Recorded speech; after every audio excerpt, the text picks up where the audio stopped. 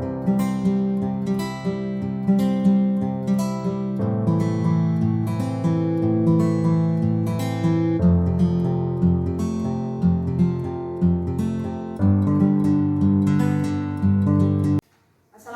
warahmatullahi wabarakatuh. Waalaikumsalam warahmatullahi wabarakatuh. Salam dan bahagia. Salam.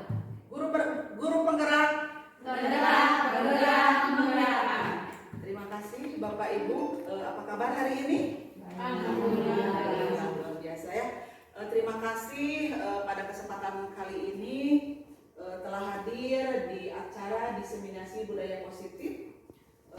Calon guru penggerak saya Nurwati Fatimah untuk mendiseminasikan modul 1 sebagai calon guru penggerak, di mana harus men-sharekan atau menyebarkan pemahaman tentang budaya positif yang nantinya tujuannya kita bisa sama-sama akan merumuskan budaya positif apa yang bisa diterapkan di sekolah kita.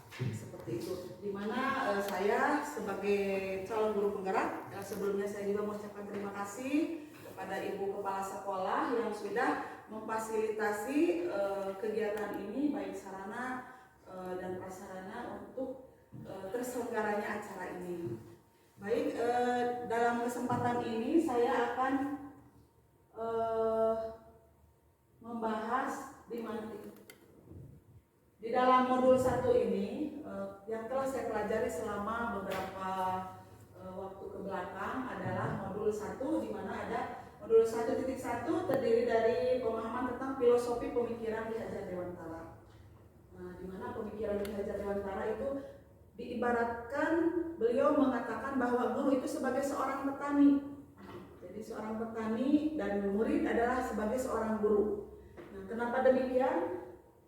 Seorang petani diibaratkan ingin menanam benih-benih jagung. Tentunya seorang petani itu akan berusaha semaksimal mungkin untuk supaya pohon jagung itu tumbuh dan berkembang dengan baik. Nah, begitu pula dengan kita tidak mungkin bisa mensamaratakan kemampuan, kebutuhan anak-anak. Jika misalnya seorang petani itu tidak bisa sekarang pelayanannya menanam jagung, mungkin kuliah ya yang sudah selama ini bercocok tanam, perlakuan terhadap menanam jagung dan menanam sosin tidak mungkin sama, ya. Nah, begitupun dengan seorang guru. Kalau guru diibaratkan sebagai seorang petani, ibaratnya guru itu sebagai seorang petani yang harus tahu betul bagaimana cara melayani anak didik kita. Di mana anak didik kita di SLB memiliki banyak karakteristik yang berbeda-beda. Tentunya pelayanannya disesuaikan dengan kemampuan, kebutuhan anak-anak dan kedepannya untuk kebahagiaan dan intinya untuk keberpihakan kepada murid. Kemudian di modul 1.2 ada materi tentang nilai dan peran guru penggerak. Modul 1.3 ada visi guru penggerak yang selama ini telah kita rumuskan. Waktu itu ada yang masih ingat? Waktu pertemuan sebelumnya tentang visi guru penggerak. Sebenarnya dari visi guru penggerak, hasil kesepakatan hasil saya disepakati bersama, kemudian dirubah melalui pertemuan dengan pengajar praktik. Kemudian ada perubahan sedikit. Kalau masih ada yang ingat, angkat tangannya. Atau kalau tidak, saya akan mencoba menjabarkan bahwa saya memiliki visi, dan visi itu nanti akan kita wujudkan karena kita kemarin sudah sepakat untuk mewujudkan visi itu di tahun yang akan datang, di mana visi dari sekolah ini adalah mewujudkan anak berkebutuhan khusus yang mandiri, tangguh, dan mampu beradaptasi dengan teknologi dan berwawasan global. Nah, itu hasil dari perumusan yang sebelumnya ada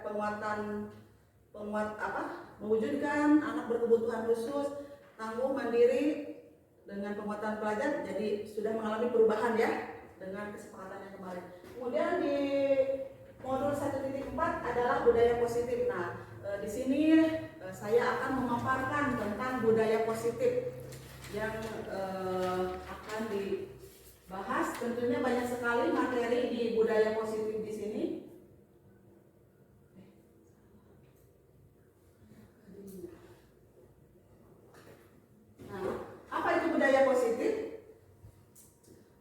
para ibu-ibu juga sebenarnya sudah tahu ya budaya positif itu seperti apa.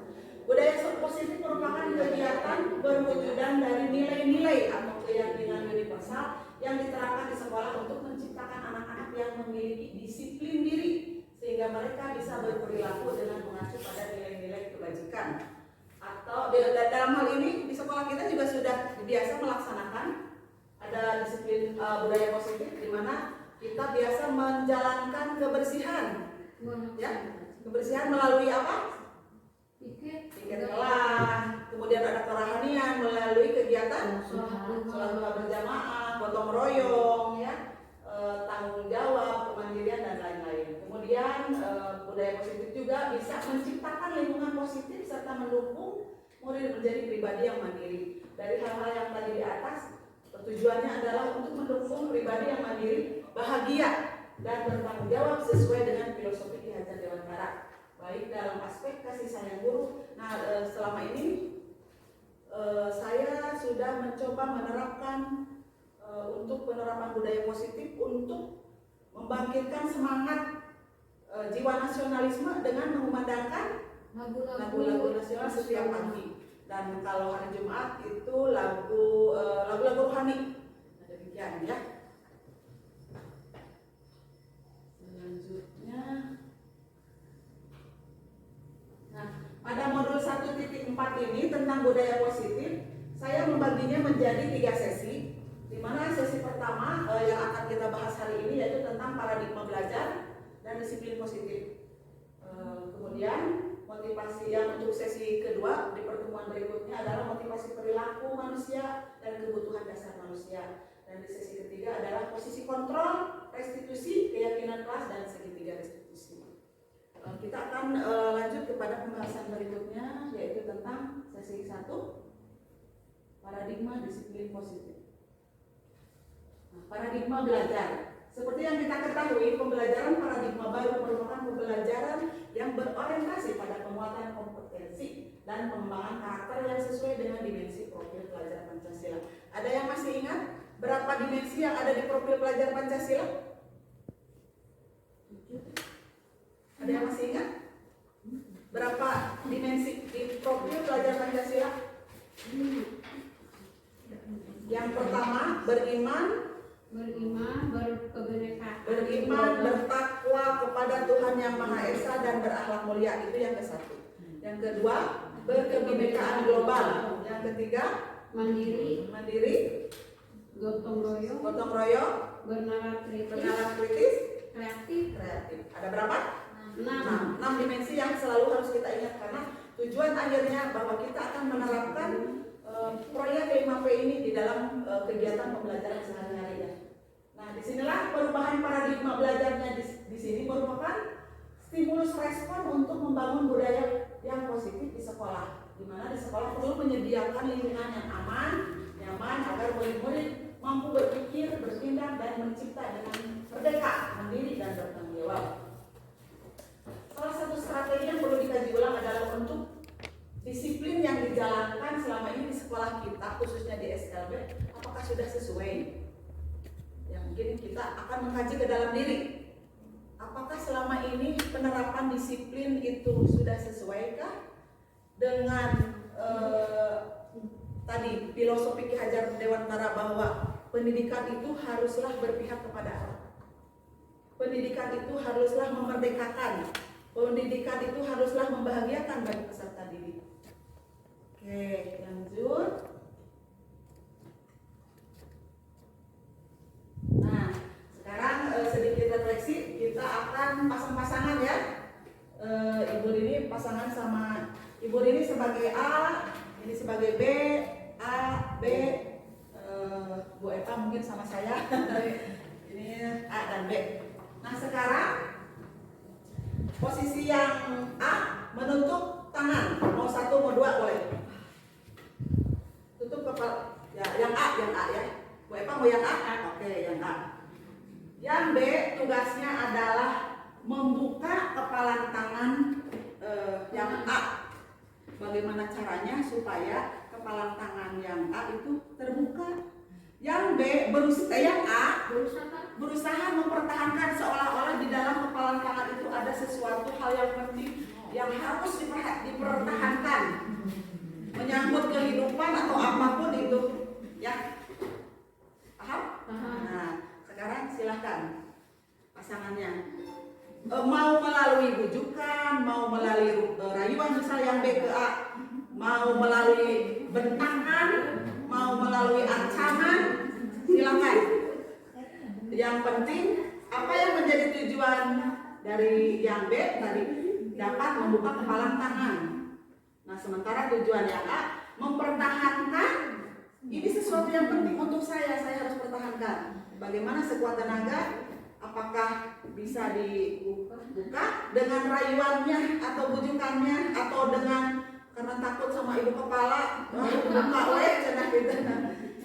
Enggak. Mana ini yang dibuka? Ini yang A mana? Yang A. Coba buka.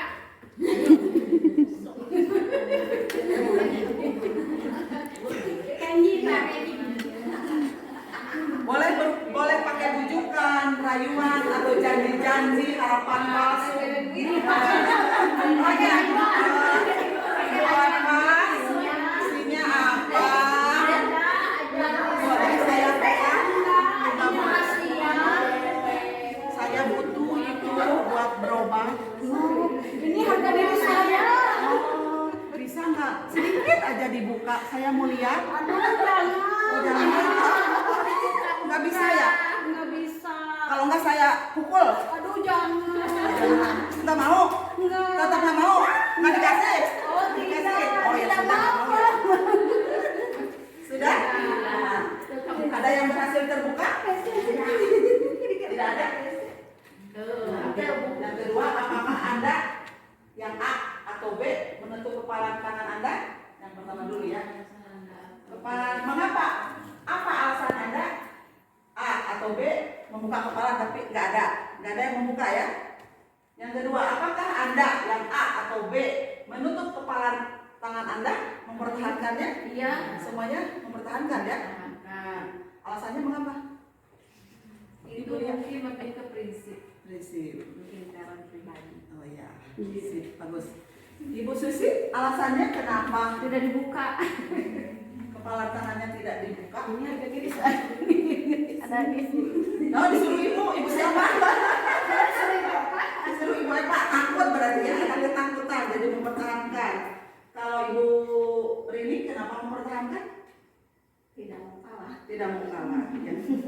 Sekalipun itu untuk kemanusiaan tidak ada yang mau buka. Kemanusiaan. Nah, misalnya yang tadi mencoba mempertahankan. Seharusnya Saya tadi mencoba ke Bu Eva dengan alasan saya butuh itu untuk biaya berobat atau apa misalnya. Dengan alasan kemanusiaan pun tidak akan dibuka. Ya. Ya sudah. Yang ketiga, dalam kegiatan ini sesungguhnya siapa yang memegang kendali atau kontrol untuk membuka atau menutup kepalan tangan? Siapa yang punya kendali? Diri sendiri kita. Bukan saya kan? Bukan saya.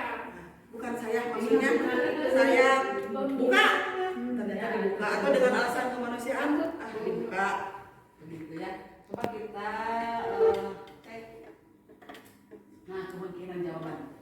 Yang pertama, pertanyaan pertama tadi yang ke-1 dulu karena di sini nggak ada yang membuka kepala tangannya. Yang ke-1 dan ke-2 pastinya bervariasi. Ada yang bersedia membuka, tapi ternyata di sini nggak ada. Tetap bertahan menutup kepala tangannya ya. Kemudian pertanyaan ketiga, siapakah sesungguhnya yang memegang kontrol, yang menutup kepala tangan atau yang berusaha dengan segala cara untuk membuka kepala tangan rekannya? Jawabannya tentu tadi sudah dijawabnya oleh rekan-rekan sendiri adalah di dalam diri kita sendiri. Nah, begitu pula dengan nanti ke depannya penerapan budaya positif itu berawal dari kita yang punya kontrol ya. Sesuai dengan kebutuhan dasar kita saat ini. Selanjutnya, nah, menurut Dr. William Fraser di sini adalah ilusi guru mengontrol. Ada 4 teori kontrol. Yang pertama adalah ilusi guru mengontrol murid. Kedua, ilusi bahwa semua penguatan positif efektif dan bermanfaat. Tiga, ilusi bahwa kritik dan membuat orang merasa bersalah dapat menguatkan karakter. Yang keempat, ilusi bahwa orang dewasa memiliki hak untuk memaksa. Di sini coba kita refleksi lagi ke dalam diri. Kira-kira dari teori-teori ini selama ini yang kita terapkan yang mana? Pasti setiap orang berbeda. Mungkin ada yang satu, kedua, ketiga, atau keempat. Maksud dari ilusi guru mengontrol murid adalah kita memiliki keyakinan bahwa murid ini harus menuruti apa yang saya inginkan. Kamu harus duduk, diam, belajar. Si anak terpaksa mengikuti. Karena apa? Mungkin ada perasaan takut, ada perasaan segan, ada perasaan hormat. Hanya di situ terjadi pengontrolan. Si anak tidak memiliki kebebasan. Nah, kemudian yang kedua, bahwa semua penguatan positif, efektif dan bermanfaat. Itu yang selama ini kita pahami ya, bahwa dengan pujian, penghargaan, ayo nanti dikasih permen. Nah, itu positif, efektif dan bermanfaat. Itu kata Dr. William ya. Apakah benar seperti itu? Teori yang kedua ini biasanya tidak memiliki jangka waktu yang panjang, sifatnya hanya sementara. Karena itu iming-iming, si anak pasti akan berbuat, bertindak hanya untuk mendapatkan hadiah, reward, pujian. Pengen dipuji, pengen saya lebih baik dari, biar pengen kelihatan bersih gitu ya. Jadi di saat dia mau bebersih atau mengerjakan tugasnya karena atas dasar dari penguatan internal dari luar ingin mendapatkan penghargaan. Kemudian ilusi bahwa kritik dan membuat orang merasa bersalah dapat menguatkan karakter. Nah di sini mungkin kita juga sering ya melakukan hal seperti ini supaya di saat murid berbuat kesalahan atau berbuat suatu tindakan seolah-olah dibuat bahwa si murid itu merasa bersalah. Akhirnya dia menyesali, bahkan sampai mungkin perasaannya tertekan dengan, oh iya ya saya tadi salah, telah berbuat ini, menyakiti ini. Nah itu, menurut kita itu benar karena dapat menguatkan karakter. Ternyata hal itu belum tentu ya. Kemudian ilusi bahwa orang dewasa memiliki hak untuk memaksa seperti yang tadi. Saya di sini yang berkuasa, guru. Harusnya kamu nurut apa kata guru. Nah itu kata teori kontrol menurut Dr. William Glasser. Selanjutnya,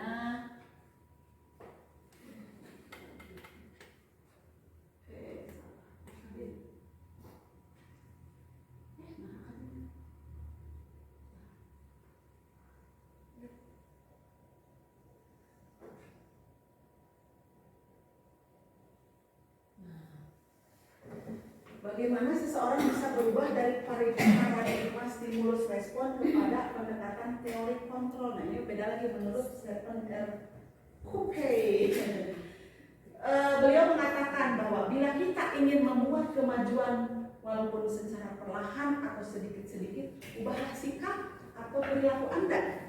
Namun bila kita ingin memperbaiki cara-cara utama kita, maka kita perlu mengubah kerangka acuan kita. Ubahlah bagaimana Anda melihat dunia, bagaimana Anda berpikir tentang manusia. Ubahlah paradigma Anda, skema pemahaman dan penjelasan aspek-aspek tertentu tentang realitas. Seperti itu. Bagaimana caranya mengubah stimulus respon kepada teori kontrol Stephen R. Covey ini? Mana yang lebih baik? Nah, di sini stimulus respon. Nah, ini teori kontrol. Di sini stimulus responnya adalah realitas kebutuhan kita sama. Mungkin kita berpikir kita sama-sama di sini kerja untuk mencari nafkah, mencari uang.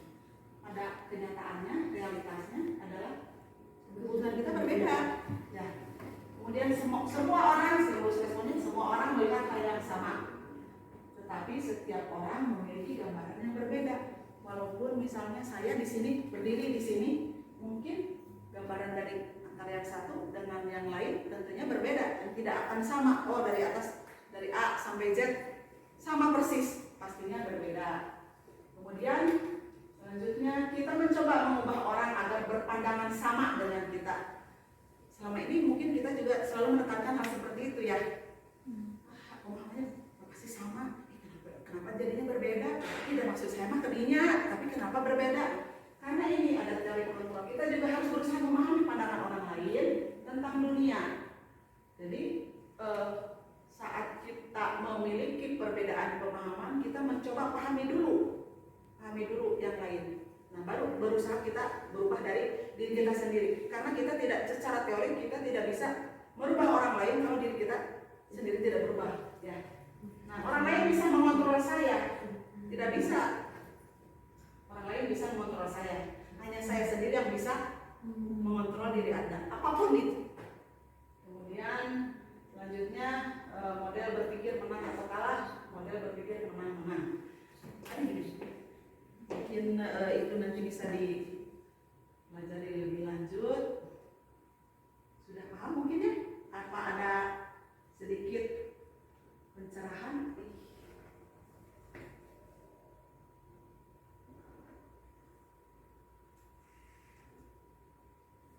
Tahu yang berbeda udah semuanya.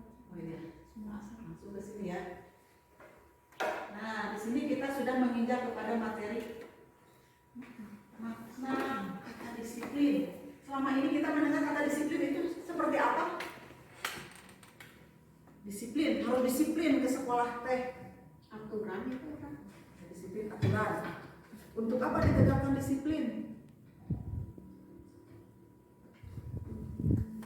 Nah, di sini kata disiplin itu sudah familiar ya, sudah terbayang di benak apa yang terlintas di pikiran kebanyakan orang menghubungkan kata disiplin dengan kata tertib, teratur, dan kepatuhan pada peraturan.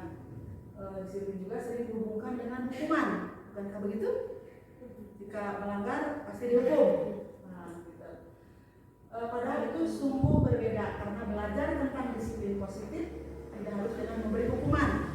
Justru itu adalah salah satu alternatif terakhir dan kalau perlu tidak digunakan sama sekali ya. Setuju. Ini terus digarisbawahi bahwa dengan memberi hukuman bukan salah satu alternatif, tapi adalah jalan terakhir atau kalau perlu tidak digunakan sama sekali.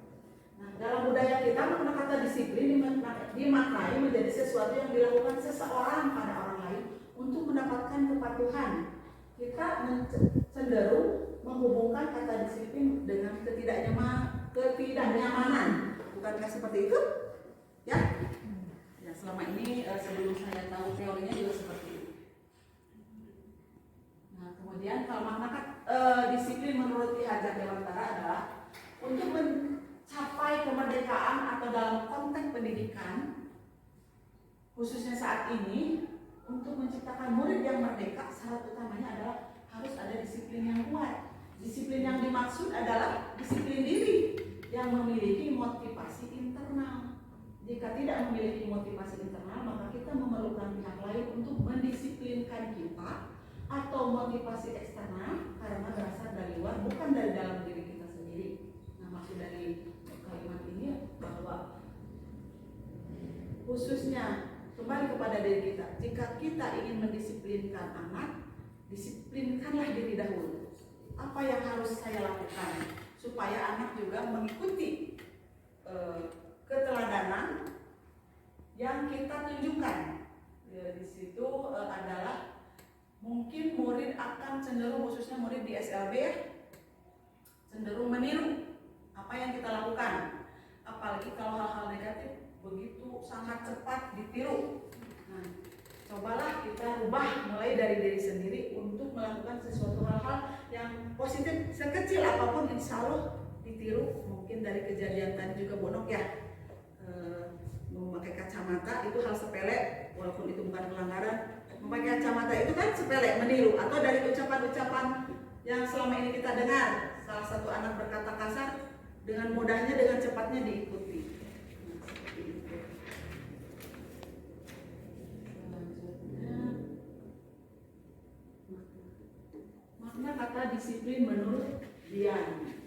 Yang disiplin diri dapat membuat seseorang menggali potensinya menuju kepada sebuah tujuan.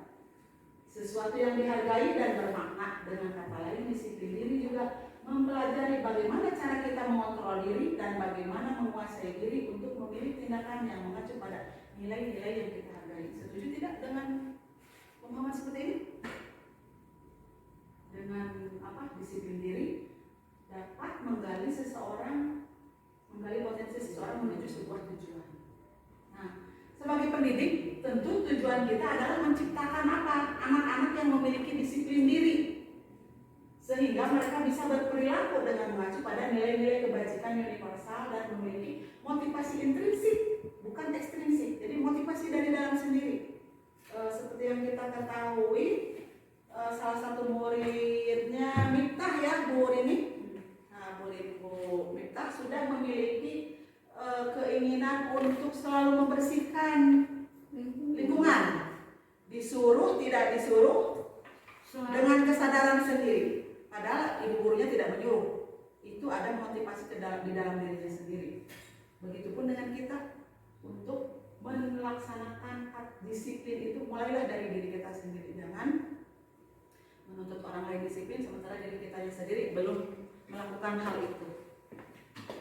Jadi harus ada motivasi dari dalam, dari diri sendiri atau motivasi intrinsik. Nah, di sini ada nilai-nilai kebajikan dari 6 organisasi.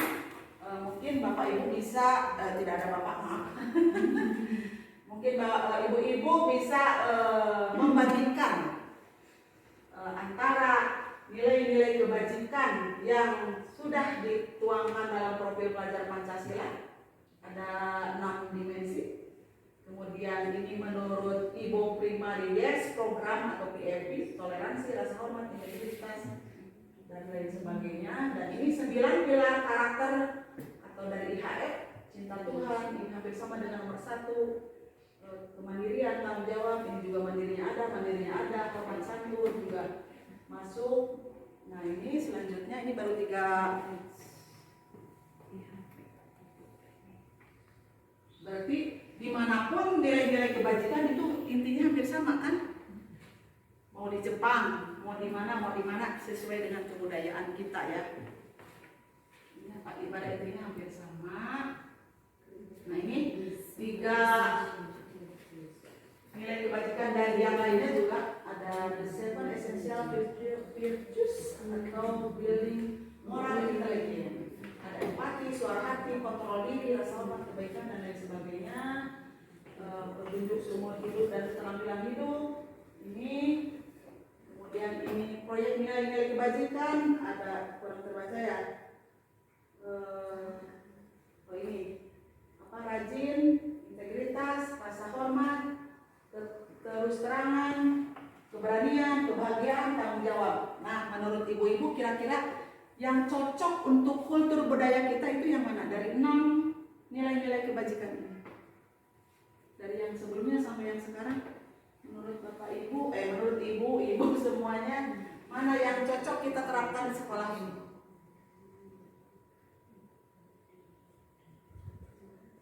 Sesuai dengan budaya bangsa kita, sesuai dengan ekosistem lingkungan kita, sesuai dengan karakteristik para peserta didik, khususnya di para anak-anak berkebutuhan khusus. Mana kira-kira yang bisa? Bu Mita mana? Coba, nggak apa-apa, tidak ada benar dan tidak ada salah di sini. Di sini mencoba untuk mengungkapkan pendapat ide secara terbuka. Saya juga mohon maaf bukan untuk hanya share ilmu. Saya juga belum tentu lebih baik, belum tentu lebih pintar. Hanya sharing aja. Yang 2 itu juga bisa sih. Ya, yang tengah karena agak kelihatan ya. Ada empati, suara hati, itu juga bisa. Oke. Terus dapat dipercaya. Dapat dipercaya berarti salah satunya kejujuran. Oke. Kan ini kejujuran, lurus hati, pendengar yang aktif. Kalau kita ada orang berbicara kan harus mendengarkan, nggak boleh sambil ngobrol lagi gitu kan, merasa tidak dihargai orangnya. Jadi menurut Ibu Lia lebih cocok yang ini. Yang ini juga bisa. Oke. semuanya terkait. Iya, ada keterkaitan. Bagaimana pendapat yang ini? Ada keterkaitan. Pendapat yang ini Mbak yang ini yang itu jadi yang ini yang itu yang ini no. Bagaimana? Mana nilai kebajikan yang akan kita terapkan di sekolah? Di sekolah ya, di sekolah dan di lingkungan budaya bangsa Indonesia. Yang mana?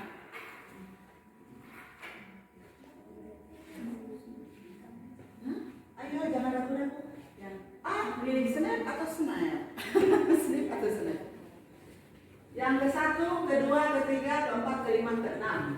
Masing-masing punya pendapat berbeda itu tidak apa. Ragu-ragu? Bagi nanti kita bahas lagi ya. Kalau kita perhatikan dari poin-poin baik dari PIP, foundation atau yang tidak tadi, itu semua sudah tercakup di dalam sikap ini semua. Jadi toleransi bisa masuk kepada ini, cinta Tuhan bisa masuk ke sana, Beriman, bertakwa. mandiri di sini mandiri di sana tadi ada mandiri dalam hal bertanggung jawab, itu maksudnya ke dalam aspek kemandirian kita. Bernalar kritis itu kaitannya dengan teknologi atau pengambilan keputusan seperti yang pernah saya sampaikan. Jadi kreatif, bekerja keras, kebenaran kritis.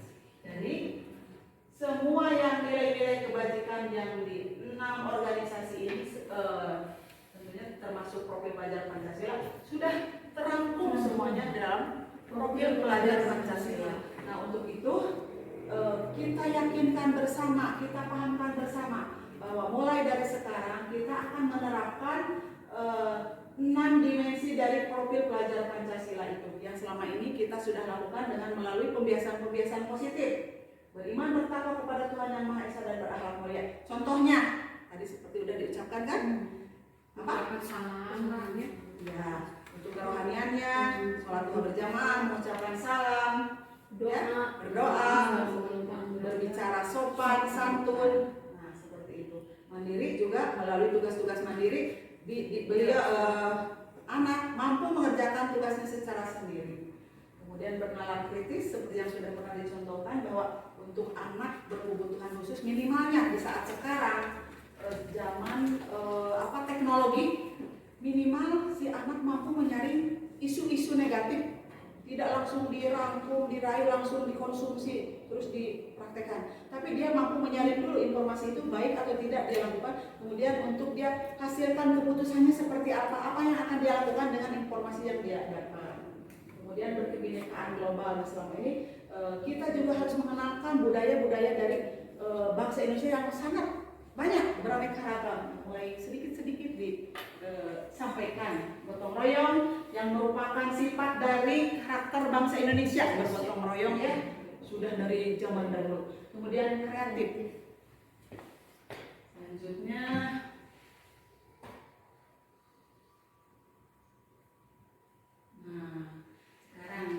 refleksi sudah mau ke akhir. Bagaimana peran Anda dalam menciptakan disiplin positif? Boleh angkat tangan untuk menjawab nomor 1 atau boleh rembugan dalam bagaimana peran Anda dalam menciptakan disiplin positif di sekolah. Yang pertama, dalam menciptakan budaya positif di SLB, saya harus menjadi cung. Ayo.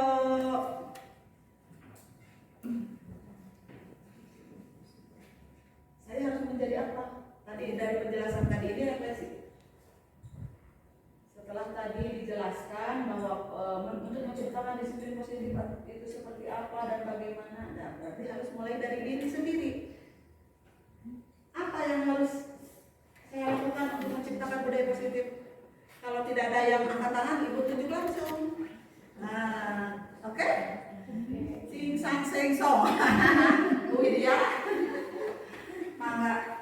Gak usah yang muluk-muluk. Mulai dari diri sekecil apapun itu merupakan suatu kemajuan perkembangan yang lebih baik. Dalam menciptakan budaya positif SLB, saya harus menjadi contoh yang baik. Misalnya di poin utama yang di profil Pancasila itu takut kepada Tuhan. Saya mengajarkan secara tidak langsung kepada anak kalau misalnya ada kita harus sholat.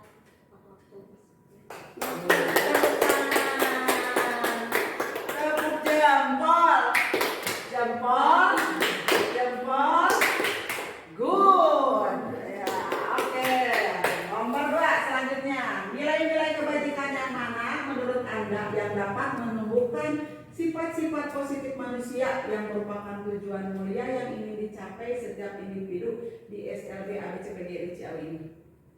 Mau ditunjuk, mau acungkan tangan. Enggak. Saya kasih waktu 5 detik. 1, 2, 3, 4, 5. Ibu enak. Nilai-nilai kebajikan tadi banyak ya. Yang kita rumuskan tadi udah sepakati bahwa 6 dimensi profil pelajaran Pancasila yang akan kita terapkan. Menurut Bu Nov, sifat-sifat positif manusia apa yang merupakan tujuan mulia yang dicapai setiap individu di SLB? Akhlaknya kan. Oke, siap. Sopan santun. Oke, setuju? Tepuk tangan, tepuk jempol, jempol, jempol. Good. Oke, bagus ya. Nah, untuk menjawab dari pertanyaan ketiga mengenai peran Anda dalam menciptakan budaya positif, mari kita sama-sama untuk merumuskan nilai-nilai kebajikan apa yang akan diterapkan di SLB. Nanti menjadi satu buah produk yang akan kita sepakati, kita lakukan bersama-sama. Oke? Siap? Masih semangat? Masih. Oke, semangat. Boleh rembukan semuanya.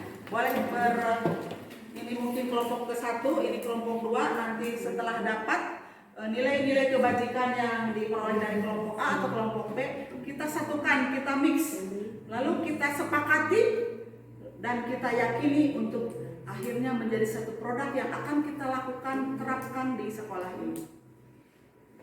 Siap ibu-ibu? Oke. Nah, alhamdulillah materi yang saya sampaikan tentang paradigma belajar dan disiplin positif sudah saya sampaikan. Semoga dapat menginspirasi dan membuka pikiran kita tentang disiplin positif dan teori kontrol itu seperti apa. Saya sebelum ditutup ada pantun. Bunga melati di pekarangan, tumbuh cepat, segera besar. Saya masih banyak kekurangan, maklum masih tak belajar. Demikian, wabillahi taufiq wal hidayah. Assalamualaikum warahmatullahi wabarakatuh. Salam guru penggerak. Salam. Guru penggerak, bergerak, bergerak, menggerakkan. Salam.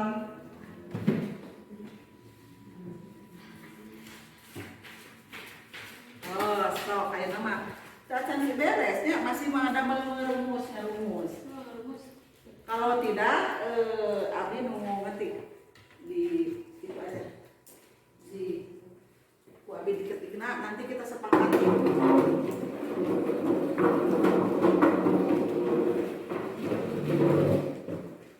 Terus nih, di videonya nih.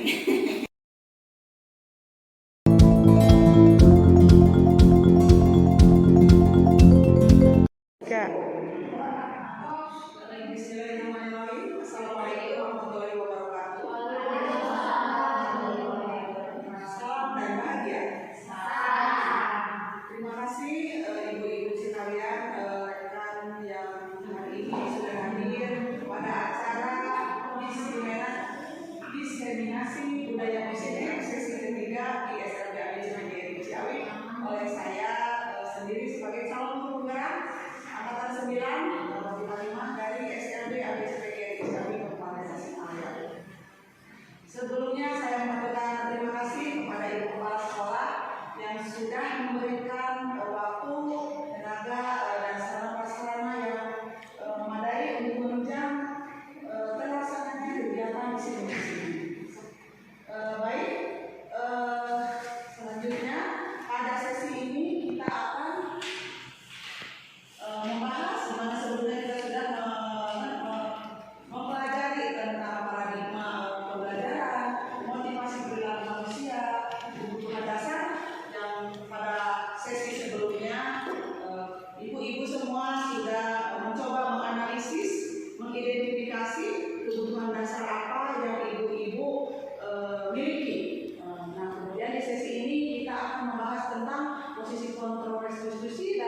keyakinan kelas serta segitiga restitusi. Nah, sebelum berlanjut kepada materi, sebelumnya marilah kita tenangkan hati dan pikiran, arahkan semua perhatian untuk fokus belajar, hadirkan rasa ingin tahu, syukur dan belas kasih, di mana ilmu yang kita dapat hari ini semoga bisa bermanfaat untuk pembelajaran kepada murid, yang berpihak kepada murid agar bisa menuntun murid menjadi lebih bahagia dan merdeka. Kemudian saya sekedar untuk merefleksi lagi ke belakang bahwa manusia memiliki 5 kebutuhan dasar. Ada yang masih ingat apa aja? Atau ada yang masih ingat? Saya kebutuhan dasarnya yang dominan adalah apa misalnya? Masih ingat? Ya, Bu, apa kebutuhan dasarnya? Penguasaan. Ibu Mika? Penguasaan. Ibu Widya? Kemarin waktu kesenangan, ya kesenangan ibu kepala berapa? Oh, kesenangan. Biasanya orang yang kesenangan itu senang bercanda, senang bergurau, selalu riang, ya. Ibu Rini barangkali belum ya? Bu Rini? Oh, Bu Rini. Bu Rini apa? Kalau nggak salah kasih sayang ya, karena saya ingin diterima berarti ya saya ingin diterima, ingin diakui keberadaannya, kehadirannya, selalu ingin mendapatkan perhatian dan kasih sayang. Barangkali nanti untuk pembelajaran kita untuk Ibu Lili, halo, selamat pagi, apa kabar? Mungkin lebih ada penampilan seperti itu ya. Berikutnya, selanjutnya sebelum belajar ke materi sebelumnya, kita juga mengenal tentang motivasi perilaku manusia, di mana motivasi itu ada yang seperti sebelumnya yang pernah saya sampaikan, motivasi intrinsik atau motivasi dari dalam, dan ada motivasi dari luar. Di mana menurut Ibu barangkali untuk menghindari ketidaknyamanan hukuman itu termasuk motivasi yang mana? Apakah intrinsik atau ekstrinsik? Yang pertama untuk menghindari ketidaknyamanan tersebut ekstrinsik. Kemudian yang kedua, untuk mendapatkan imbalan atau penghargaan dari orang lain, intrinsik atau ekstrinsik? Angkat yang ekstrinsik, angkat tangan berapa orang? Berapa orang? Yang tinggi, yang tinggi. Ekstrinsik 1, 2, 3, 4, 5. Ibu Ayu, ekstrinsik apa intrinsik? Untuk mendapatkan imbalan atau penghargaan dari orang lain itu termasuk motivasi perilaku dari luar atau dari dalam? Dari dalam. Yang setuju dari dalam, acungkan tangan. Berarti 2 orang ya. Alhamdulillah. Tepuk tangan untuk yang 2 orang. Ya, untuk mendapatkan imbalan atau penghargaan itu motivasi ekstrinsik ya, motivasi dari luar, di mana misalnya apabila kita datang ke sekolah untuk tidak terlambat, datang ke sekolah tepat waktu karena ingin mendapatkan penghargaan atau tidak ingin mendapatkan teguran, nah itu adalah motivasi dari luar, bukan motivasi dari diri sendiri. Sedangkan yang ketiga, untuk menjadi orang yang mereka inginkan dan menghargai diri sendiri dengan nilai-nilai yang mereka percaya atau nilai-nilai kebajikan yang sebelumnya pernah kita pelajari waktu sesi 2, itulah motivasi intrinsik atau motivasi dari dalam, di mana saat kita datang ke sekolah tepat waktu itu bukan atas dasar karena takut ditegur oleh ibu kepala atau karena ingin dapat penghargaan, tapi semata-mata menghargai diri sendiri, ya, menghargai nilai-nilai kebajikan yang kita terapkan, serta selain itu untuk menjadi teladan bagi yang lain. Seperti itu ya. Dilanjut. Nah, terkait dari motivasi perilaku tadi, menurut Bapak Ibu selama ini untuk menerapkan budaya positif di sini kira-kira ibu-ibu semua, tidak ada bapak, yang mana yang menurut Bapak Ibu biasa diterapkan? Apakah hukuman, apakah konsekuensi, ataukah restitusi? Kita kenali dulu hukumannya seperti apa. Hukuman biasanya bersifat tidak terencana atau kondisional, di mana misalnya contoh saat anak datang terlambat, ada siswa datang terlambat, kemudian masuk ke kelas, apa yang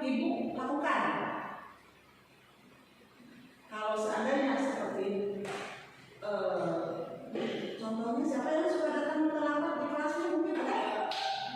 Siapa? Ini Ujang. Ya. Ambil satu kasus contohnya Ujang. Saat Ujang datang terlambat, apakah ibu dia mengatakan kamu datang terlambat lagi? Itulah namanya hukuman. Hukuman bisa bersifat fisik ataupun kata-kata yang dapat menyakiti peserta didik. Menurut kita itu tidak akan menyakiti, padahal semua manusia memiliki perasaan seperti yang kata Ibu memiliki, apalagi untuk anak-anak kita yang spesial untuk perasaan, dia pasti memiliki perasaan yang sensitif sehingga dia tahu kalau dia itu sedang dimarahi. Nah, jadi sifatnya kondisional, hanya satu arah saja dari pihak kita.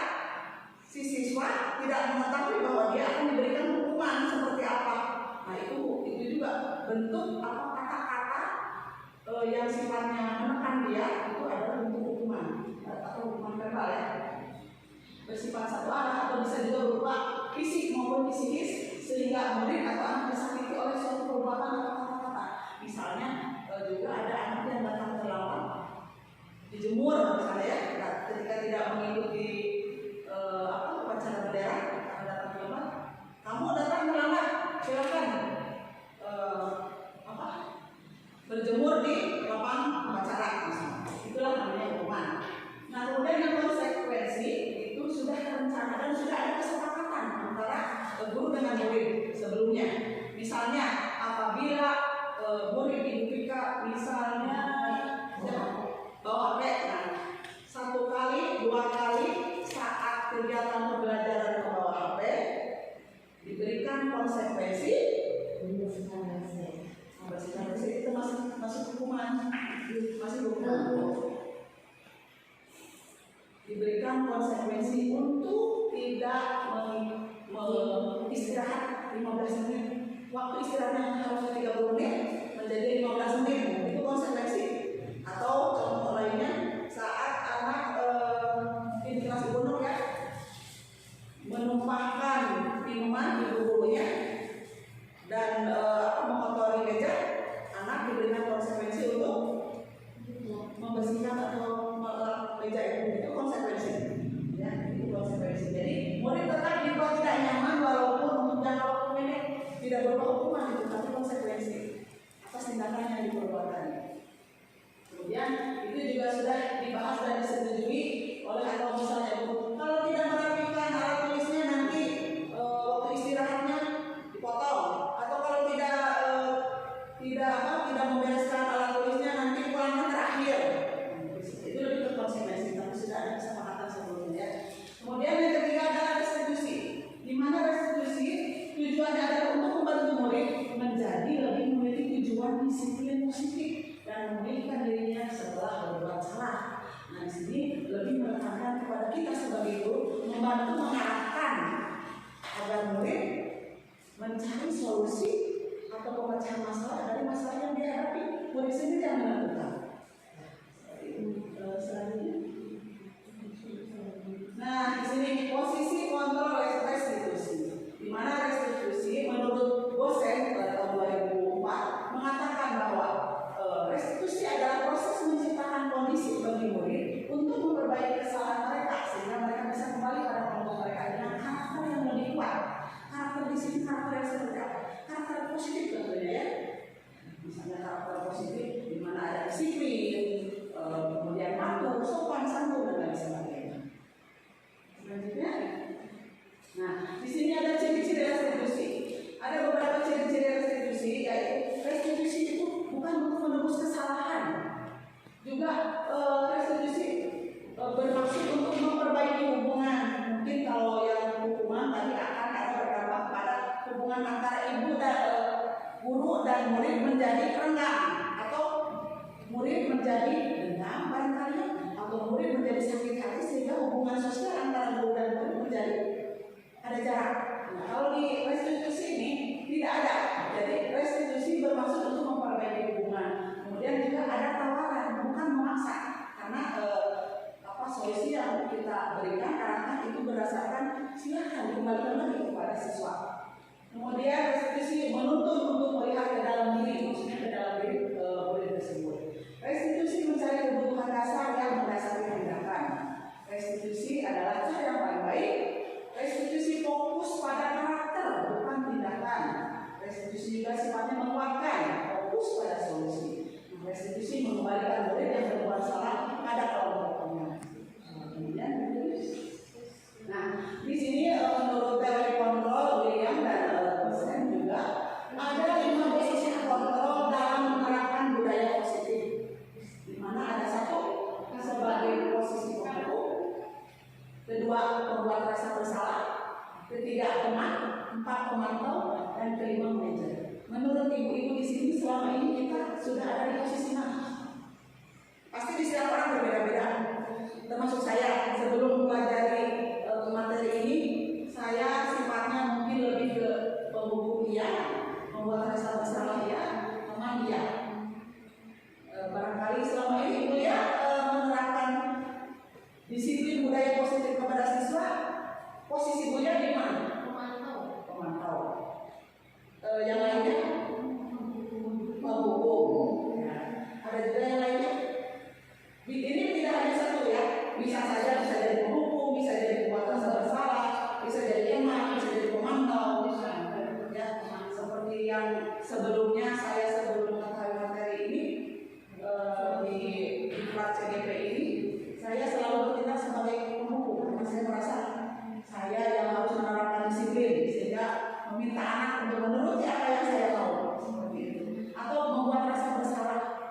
Ayolah, jangan begitu, kasihan aku sama ibu seperti itu. Jadi supaya anak itu merasa berpikir salah, merasa iya ya saya berbuat seperti ini, jangan begitu, nanti kita merugikan orang lain. Akhirnya ini saya merugikan akhirnya saya yang bersalah, saya yang bersalah. Nah seperti itu ya, membuat rasa bersalah.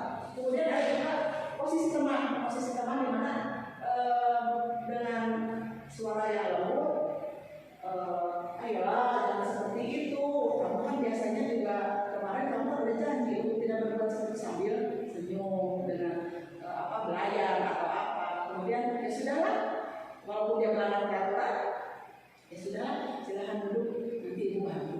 Itu posisi sebagai teman. Saya merasa seperti itu juga ya selama ini. Nah, tapi semenjak saya mencoba berubah.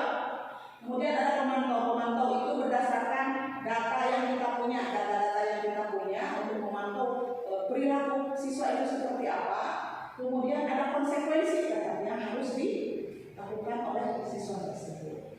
Kemudian posisi manajer, di mana posisi manajer ini lebih mengembalikan solusi untuk memecahkan masalah itu kepada siswa itu sendiri. Ya. Nah, jadi dalam 5 posisi kontrol ini adalah posisi yang kelima yang kita harapkan sebagai guru untuk dapat berperan di posisi manajer, di mana guru akan mengembalikan rasa tanggung jawab pada murid untuk mencari jalan keluar permasalahannya. Yang tentu dengan bimbingan guru ya. Guru di sini sifatnya sebagai among, menuntun, mengarahkan. Selebihnya diserahkan kembali kepada siswa. Bagaimana siswa tersebut mampu mempertanggungjawabkan perilaku yang melanggar tadi budaya positif. Kembalikan lagi bagaimana dia mencari solusinya supaya dapat mempertanggungjawabkan perilaku tersebut. Nah, ibu-ibu di sini kita akan mencoba ya untuk menganalisis 1 kasus dari penerapan posisi kontrol di sekolah kita. Di mana tadi ada kasusnya Aska yang terlambat hadir di sekolah. Menurut ibu-ibu di sini, apabila seorang guru menyampaikan pertanyaan-pertanyaan dengan kata yang pertama seperti ini, terlambat lagi, pasti terlambat lagi, selalu datang terlambat, kapan bisa datang tepat waktu? Menurut ibu-ibu ini para seorang guru tersebut ada di posisi apa? Manajer ibu no, yang lain? Terlambat lagi, pasti terlambat lagi, selalu datang terlambat. Kapan bisa datang tepat waktu? Bersalah, ada yang lain?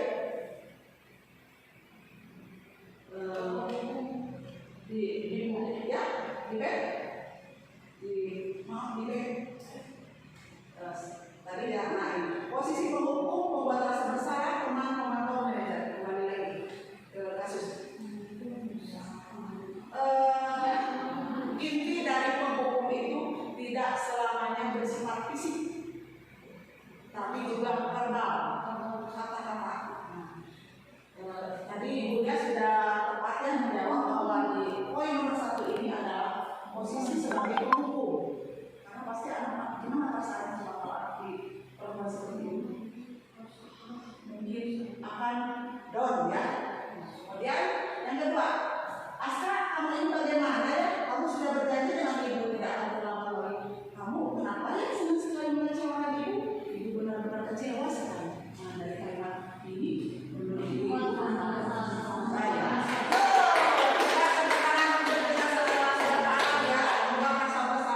Si anak diarahkan untuk mengakui kesalahannya, ditekan untuk itu kamu berbuat seperti itu, kamu salah dengan kata-kata seperti itu. Apabila kita bisa paham ya. Kemudian yang ketiga, Aska, ayolah, bagaimana sih kamu? Kemarin kamu sudah janji, bukan? Kenapa terlambat lagi? Sambil tertawa ringan. Ya sudah, tidak apa-apa, ibu sana. Nanti ibu bantu. Ya, kemudian yang selanjutnya, kamu terlambat 15 menit. Apakah kamu sudah mengerti konsekuensi yang harus dilakukan bila terlambat? Tuh, karena di sini ada konsekuensi. Kemudian yang selanjutnya terakhir adalah, ya, jadi kamu terlambat.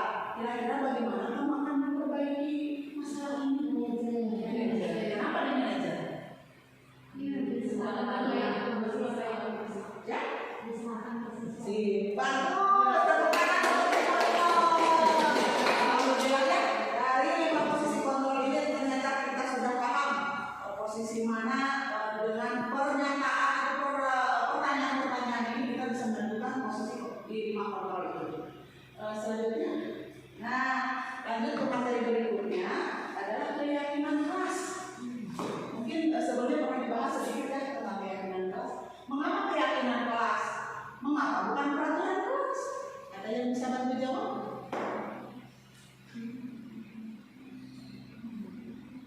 Ada yang bisa bantu jawab? Misalnya seperti ini. Ibu-ibu semua di sini saat mengendarai sepeda motor menggunakan helm.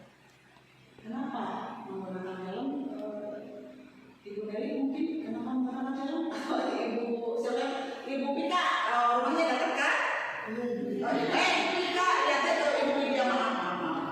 Ibu Pika rumahnya jauh, pasti memakai helm. Kenapa memakai helm? Karena untuk keselamatan diri, juga kan kewajiban kita pakai helm.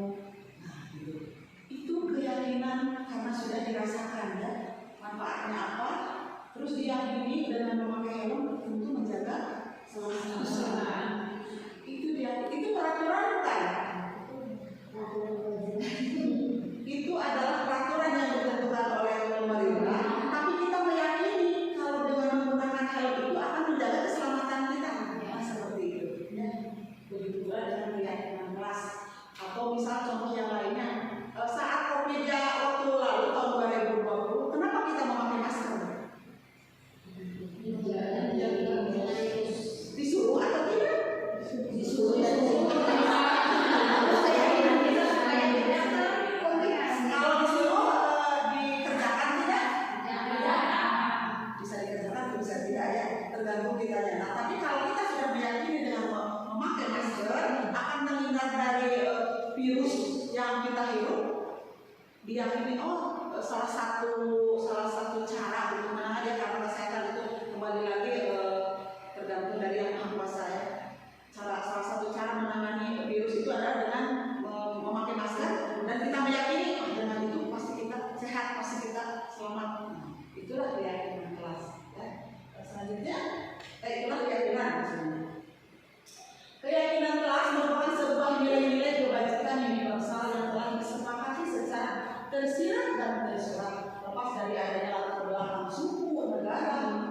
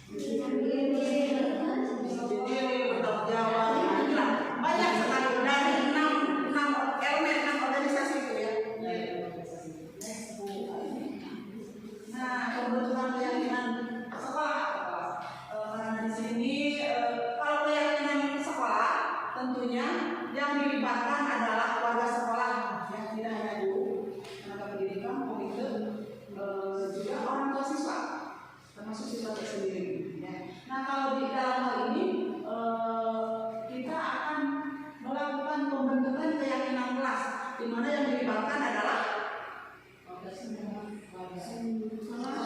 kelas antara guru dan siswa. Nah, untuk pembentukan keyakinan kelas tadi, kelas ini di mana keyakinan kelas bersifat lebih abstrak daripada peraturan yang lebih rinci dan konkret. Kemudian keyakinan kelas dibuat berupa pernyataan-pernyataan universal. Keyakinan kelas senantiasa dibuat dalam bentuk positif. Nah, bentuk positif seperti apa, Bu? Jadi mungkin nanti dalam satu kelas seperti yang pernah saya lakukan, kita akan menggali impian-impian siswa, apa yang diinginkan, diharapkan suasana di kelas itu seperti apa. Mulai dari menggali impian dan harapan. Mungkin untuk kelas Ibu Bika yang kelasnya sudah besar, mungkin berakar dari satu permasalahan. Masalah di kelas apa nih? Diserahkan lagi kepada curah pendapat dengan siswa. Coba kalian kira-kira permasalahan di kelas apa? Ibu, ini kelas kotor mungkin ya. Kalau begitu lanjut kepada impiannya mau seperti apa di kelas ini supaya tidak kotor, bersih, Bu. Nah, setelah itu buat menjadi keyakinan kelas. Terus supaya kelas bersih itu bagaimana? Dibersihkan. Buat dengan kalimatnya atau piket kelas, atau ada tulisan jaga kebersihan atau buang sampah pada tempatnya, seperti itu ya. Nah, itu lebih positif. Dan diharapkan tidak membuat keyakinan kelas dalam bentuk kalimat negatif. Kalau ada kalimat negatif, kita perharus lagi menjadi kalimat positif. Contohnya di sisi seperti ini: dilarang membuang sampah sembarangan. Itu tolong untuk saat ini dan ke depan kata-kata dilarang, tidak boleh diperhalus lagi menjadi membuang sampah pada tempatnya, atau tidak boleh makan minum di kelas misalnya. Kita rubah menjadi kalimat positif menjadi tidak boleh makan dan minum di kelas. Ya, itu makan dan minum. Betul, bisa seperti itu. Itu kalau jadi kata tidak, jangan, dilarang itu kita hapus, kita tiadakan, lebih perhalus ya. Itu namanya dibuat dalam bentuk kalimat positif. Kemudian keyakinan kelas sebenarnya tidak terlalu banyak sehingga mudah diingat dan dipahami oleh semua warga kelas, apalagi untuk kelas-kelas kecil. Misalnya untuk kemandirian, cukup hanya bertanggung jawab. Itu kaitannya kan mandiri bertanggung jawab. Bertanggung jawabnya apa? Membereskan alat-alat tulis atau membereskan setelah belajar. Kemudian piket kelas singkat ya, tapi itu bermakna membentuk kalimat positif. Yang selanjutnya keyakinan kelas sebagai sesuatu yang dapat diterapkan di lingkungan, ya tentu saja ya, karena itu dari kesepakatan berawal dari impian dan harapan. Nanti selanjutnya semua warga kelas semuanya ikut berkontribusi dalam pembuatan keyakinan kelas lewat kegiatan jurnal seperti yang tadi saya sampaikan. Bisa mulai dengan kita menggali impian, harapan di kelas mau seperti apa, pembelajarannya mau bagaimana, serahkan kembali kepada Anda. Kita hanya mengarahkan. Setelah itu tolong mereka tuliskan di kertas kecil itu apa namanya ya, kertas kecil, tuliskan di masing-masing. Kalau misalnya belum bisa bantu, belum bisa menulis, dibantu hanya melalui tempel saja, dituliskan. Kemudian kita tempel apa yang menjadi impian. Kemudian para siswa ke depan setelah itu kita tempel masing-masing. Kemudian setelah itu dari impian tadi tuang ke dalam keyakinan kelas yang berbentuk kalimat positif dan tidak terlalu banyak biar bisa dipahami. Setelah dibuat seperti itu, ibu guru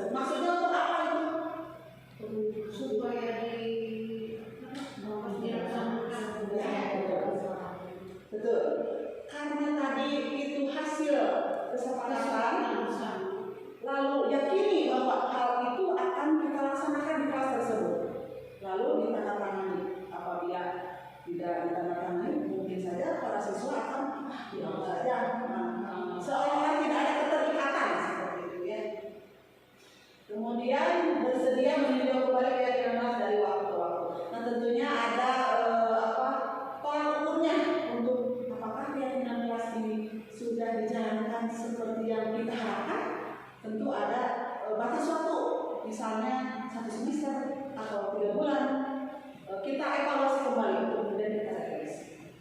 Selanjutnya masih semangat ya Bapak Ibu? Ibu bapaknya tidak ada. Nah, di sini ada contoh-contoh keyakinan kelas: bertanggung jawab, bersikap sopan dan santun, saling menghormati, saling menghargai, bersikap jujur, saling tolong-menolong, hidup dengan teman. Dimana dalam kasus kita beberapa hari ini atau di dunia medsos ya, lagi ramai lagi bicara tentang pembulian. Mungkin ini akan lebih cocok untuk selalu menekankan hidup seperti apa: saling menghargai, saling menghormati, bersikap sopan dan bertanggung jawab. Siap untuk melaksanakan keyakinan di kelas masing-masing? Siap. Alhamdulillah, semangat. Semangat? Semangat. Nah, selanjutnya adalah materi segitiga restitusi. Apa itu segitiga restitusi? Yaitu suatu proses dialog yang dilakukan oleh guru dengan murid dengan tujuan agar murid mampu mempertanggungjawabkan dan menemukan solusi dari permasalahan yang dihadapinya.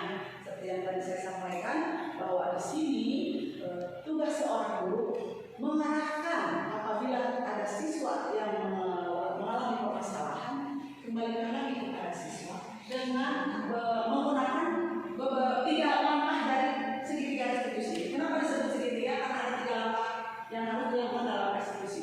Yaitu yang pertama adalah menstabilkan identitas, yang kedua memvalidasi tindakan yang salah, kemudian yang kedua adalah validasi tindakan yang salah, dan yang ketiga adalah menanyakan keyakinan. Nah, bagaimana langkah-langkah segitiga restitusi itu? Yang pertama tadi, menstabilkan identitas. Tujuannya apa untuk menstabilkan identitas? Bertujuan untuk mengubah identitas anak dari orang yang gagal karena melakukan kesalahan menjadi orang yang sukses, dengan prinsip bahwa berbuat kesalahan adalah bagian dari proses pembelajaran. Ya. Nah, dengan tujuan seperti ini, seorang guru bisa menyampaikan dialog-dialog berupa pertanyaan-pertanyaan seperti berbuat salah itu tidak apa-apa. Nah, maksudnya itu untuk menstabilkan identitas siswa. Kita tidak menghukum ya, tapi menstabilkan identitas siswa. Berbuat salah itu tidak apa-apa, atau tidak ada manusia yang sempurna. Saya juga pernah melakukan yang seperti itu. Kita bisa menyelesaikan ini. Ibu tidak tertarik mencari siapa yang salah, tapi lebih ingin mencari solusi dari permasalahan ini. Atau kamu berhak merasa seperti itu saat anak melakukan kesalahan, ya. Ini baru di tahap 1. Kemudian, apakah kamu sedang menjadi teman yang baik buat dirimu sendiri? Nah, itu adalah pertanyaan-pertanyaan untuk menstabilkan identitas dalam langkah segitiga restitusi. Next, yang kedua adalah memvalidasi tindakan yang salah. Apa maksudnya? Setiap tindakan yang dilakukan pasti memiliki tujuan, ya. Tujuannya untuk apa? Yang pernah saya katakan di saat ada kejadian, kenapa dia melakukan tindakan seperti itu? Pasti untuk memenuhi kebutuhan dasarnya. Untuk memenuhi kebutuhan dasarnya, kalau belum terpenuhi mungkin masih seperti tadi ya, berontak mungkin ya. Nah, setiap tindakan yang dilakukan dengan suatu tujuan yang memiliki dasar, semua tindakan manusia baik atau buruk pasti memiliki maksud atau tujuan tertentu. Nah, untuk melakukan validasi tindakan yang salah ini, pernyataan-pernyataan atau pertanyaan yang biasa dilontarkan adalah misalnya seperti ini: padahal kamu bisa melakukan yang lebih buruk dari ini, ya? Atau kamu pasti punya alasan mengapa kamu melakukan hal ini. Kamu patut bangga pada dirimu sendiri karena kamu telah melindungi sesuatu yang penting buatmu. Kamu boleh mempertahankan sikap itu, tapi kamu harus menambahkan sikap yang baru yang belum muncul maksudnya, ya. Next, nah ini adalah langkah yang ketiga. Setelah melalui tahapan ke-1 dan ke-2, barulah kita kepada tahapan yang ketiga, di mana tahapan ketiga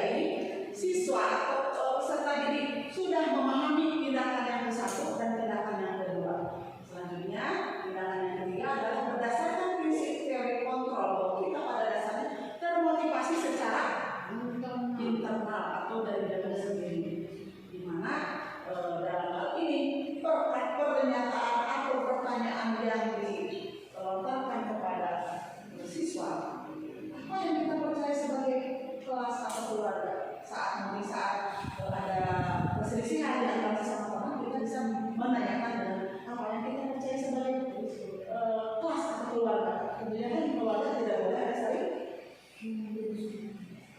keributan atau apa ya, mengejek apa.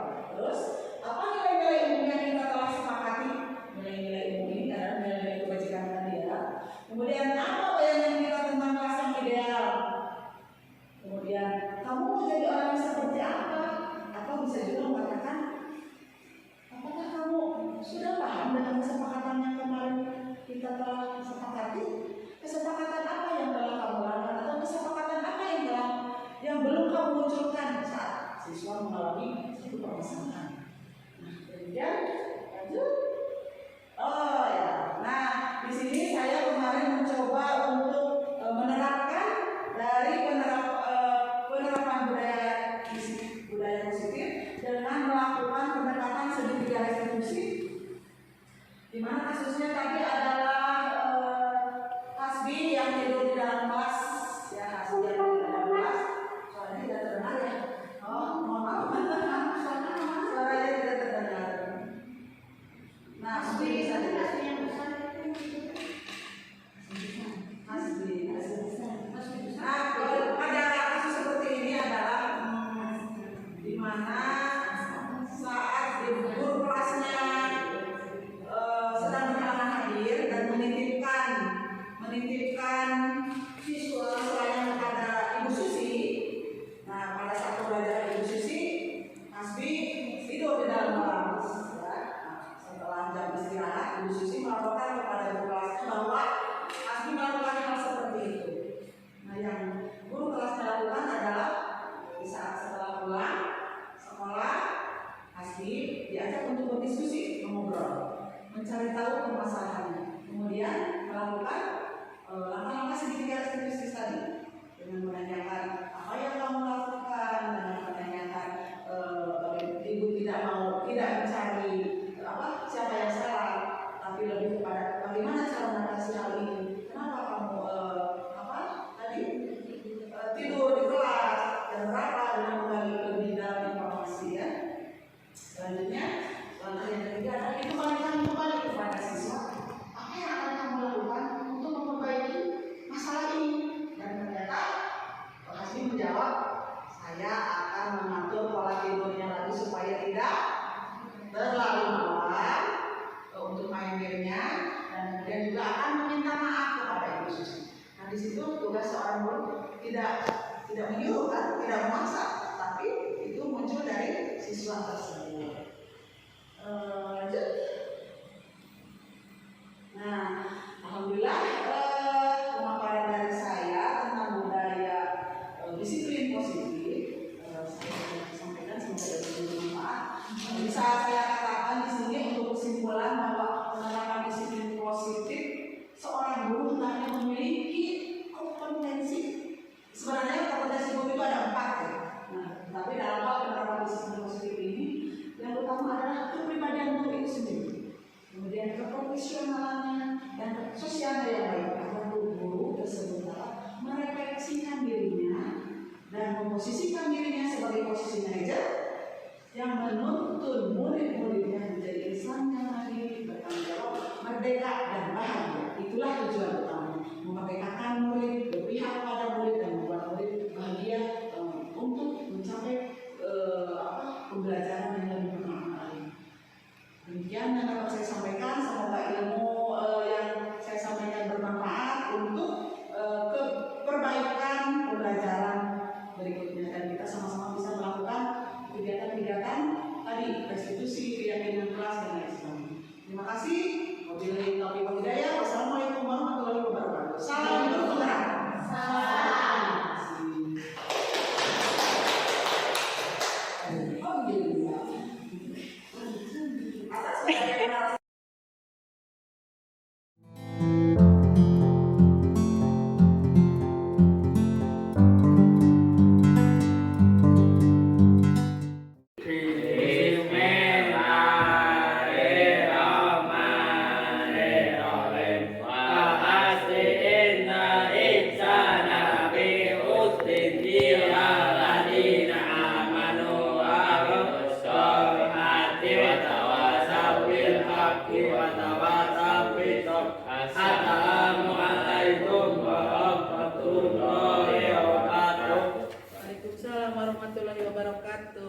Silakan. Hati-hati di jalan ya.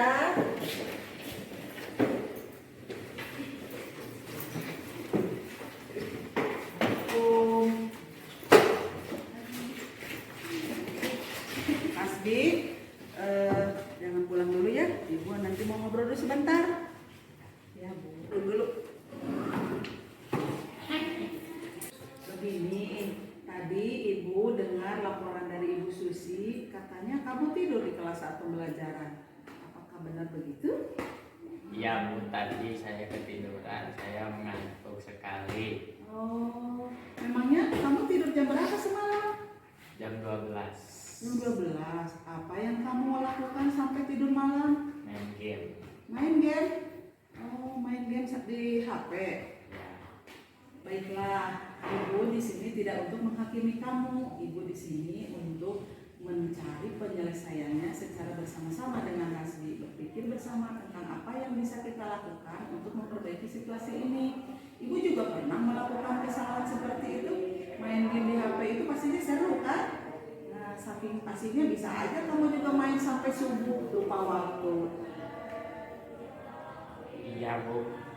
Nah, Ibu bisa lihat kamu merasa senang melakukannya, tetapi yang kamu lakukan merugikan orang lain sehingga Ibu Susi merasa tidak dihargai, dan selain itu juga dapat mengganggu kesehatan kamu. Coba apa yang kamu rasakan kalau kamu kurang tidur? Ngantuk, pusing, sama lemes. Nah, sekarang mari kita bicarakan tentang keyakinan kelas. Menurutmu apakah tindakanmu sudah sesuai dengan keyakinan kelas kita? Tidak Bu. Keyakinan kelas mana yang belum kamu tunjukkan? Bertanggung jawab, selalu bersikap baik dan menghormati orang. Nah, kamu harus ingat dengan baik keyakinan kelas kita. Dengan tidur di dalam kelas saat pembelajaran, apakah itu sikap yang baik? Tidak Bu. Dan menghormati orang lain? Tidak. Nah, Hasbi mendapatkan kesenangan dengan bermain game di HP, tapi menurut Ibu ada cara untuk mendapatkan rasa senang tanpa merugikan orang lain. Bagaimana menurutmu? Iya Bu. Nah, sekarang untuk memperbaiki kesalahan kamu, apa yang akan kamu lakukan? Minta maaf kalau tidak akan begadang. Alhamdulillah, Ibu apresiasi ya untuk usaha dan tanggung jawabmu. Dan mulai sekarang, mari kita untuk selalu mengikuti keyakinan kelas agar kamu bisa berperilaku lebih baik lagi, oke?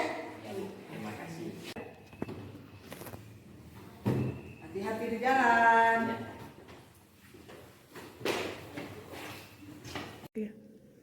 Assalamualaikum warahmatullahi wabarakatuh. Perkenalkan saya Rini Nur Aini, rekan sejawat dari Ibu Nurwanti Fatimah CGP Angkatan 9. Ibu Nurwanti telah melaksanakan diseminasi kepada kami tentang pemahaman budaya positif. Kami sebagai rekan sejawat merasa sangat senang karena banyak sekali informasi penting dan juga pengalaman praktek baik beliau yang telah disosialisasikan kepada kami, di mana budaya positif sangatlah penting untuk senantiasa diterapkan dalam lingkungan sekolah kami untuk menciptakan suasana yang aman, nyaman, dan menyenangkan dalam belajar mengajar kami.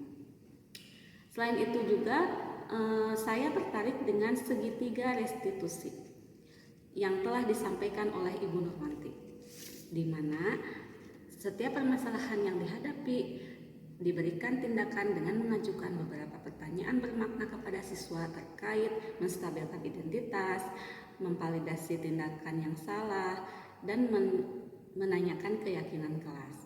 Melalui tahapan tersebut membuat murid menjadi lebih mandiri, percaya diri dalam mengemukakan pendapatnya, dan bertanggung jawab dan dapat menemukan solusi dari permasalahan yang dihadapi. Terima kasih. Wassalamualaikum warahmatullahi wabarakatuh.